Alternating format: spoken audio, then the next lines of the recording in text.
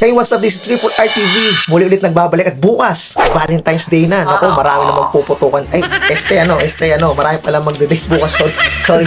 Valentine's Day bukas, so enjoy kayong lahat, no? Hindi putukan, di ba? Iniisip nyo, grabe naman kayo.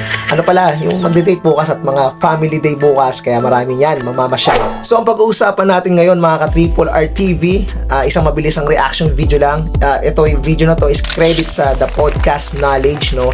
Masarap po maging isang Pilipino. Nakaka-proud maging isang Pilipino. Hindi lang tayo nakilala sa sports, sa entertainment, sa magagaling kumanta na kaya makipagsabayan ng mga Pilipino sa ibang bansa. Kaya masarap po maging Pilipino.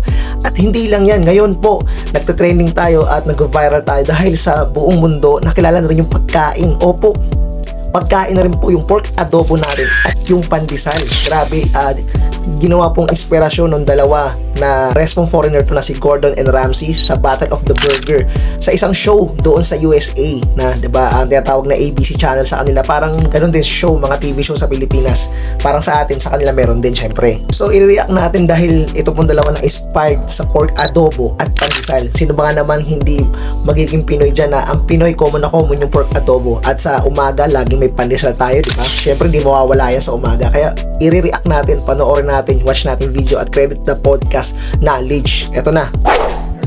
Yeah, so I have a Filipino-inspired pork adobo burger. The key here is to take the bacon and actually grind it into the patty, so you get a nice juicy bacon flavor. And then of course you add the quintessential adobo flavors, which is vinegar, soy sauce, bay leaves, lots of garlic. All right, Gordon, what do you think? Seasoned beautifully. Seasoned beautifully. And that goat cheese is richness as well. The bun, that's a traditional Filipino. Oh yeah, it is. It's called pandesal. Yeah, of course. Sweet, delicious. Well, Pretty good. You know what? It's kind of like coming down to a decision, Gordon. You have to make a decision. I mean, here's the thing. Two good burgers, let's Okay. get it right. Touch more seasoning, could do it with a touch more spice in there, lift it up, but I'm going to go with the Filipino.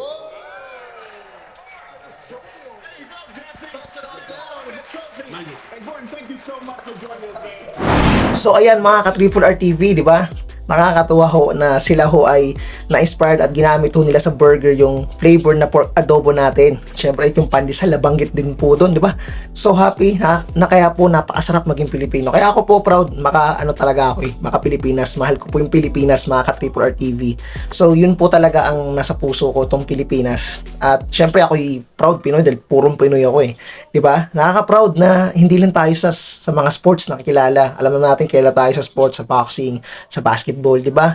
At pati pagkain natin, unti-unti na pong nadadala, di ba? Sa ibang bansa. At syempre USA yan, di ba? Tsaka show yan sa ibang bansa at nakikilala tayo international yung ating mga food, di ba? Hindi lang yan sa mga entertainment, sa magagaling kumanta.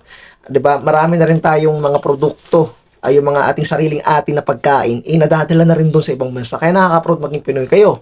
Proud ba na kayo ay isang Pilipino, di ba? Yung ibang talaga mga Pilipino may mga ugali talaga na siyang toxic, di ba? At may pagka crab. Alam niyo na yung crab mentality. So, yun lang ating hindi natin dapat suportahan. Suportahan natin sarili nating atin. So kayo, proud ba kayo maging Pilipino? Lalo sa mga napapanood nyo na unti-unti tayo nakikilala. So famous na ang Philippines. Diba? Hindi lang tayo sa mga sports and etc. Pati yung mga food natin. Ano kayong susunod na mga iba natin mga kultura? Baka pati kultura natin ay madala sa ibang bansa at makilala tayo. So hanggang dito lang. This is Triple RTV and follow my FB page ka Triple.